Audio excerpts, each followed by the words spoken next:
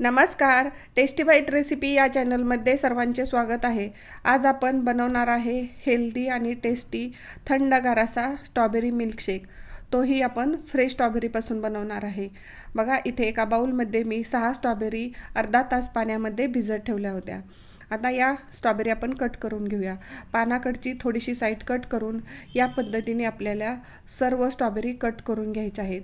तुम्ही पाहू शकता, इथे माझ्या सर्व स्ट्रॉबेरी कट करून झालेल्या आहेत. एका मिक्सरच्या जारमध्ये कट केलेल्या सर्व स्ट्रॉबेरी मी घालून घेणार आहे.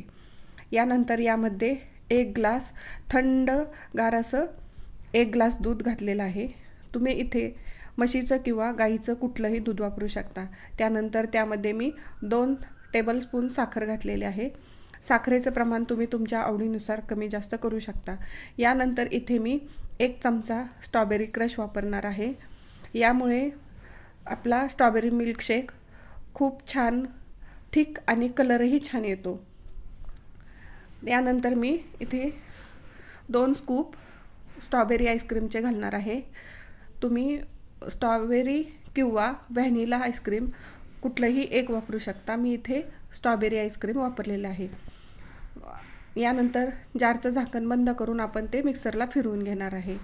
अशाच नवनवीन रेसिपी पाहण्यासाठी टेस्टी बाईट रेसिपी या चॅनलवर तुम्ही नवीन असाल तर सबस्क्राईब करा. सबस्क्राईब केलं असेल तर लाईक आणि शेअर करायला विसरू नका. तुम्ही पाहू शकता, इथे आपला स्ट्रॉबेरी मिल्कशेक तयार झालेला आहे. खूप छान थिक असा आपला स्ट्रॉबेरी मिल्कशेक इथं तयार झालेला आहे. आता तो आपण एका ग्लासमध्ये काढून घेऊया. अतिशय सुंदर, थिक आणि कलरही सुंदर आलेला आहे.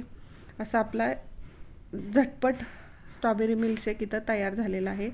बनवायला खूप वेळ लागत नाही आणि मुलांना तर असा स्ट्रॉबेरी मिल्कशेक खूप आवडतो. आणि यावरती मी थोडीशी व्हिप क्रीम घातलेली आहे आणि त्यावर एक फ्रेश अशी स्ट्रॉबेरी ठेवून घेणार आहे.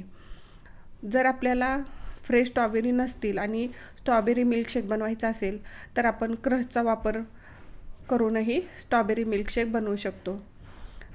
अशा पद्धतीने आपला अतिशय छान थंडगार असा स्ट्रॉबेरी मिल्कशेक इथे तयार झालेला आहे.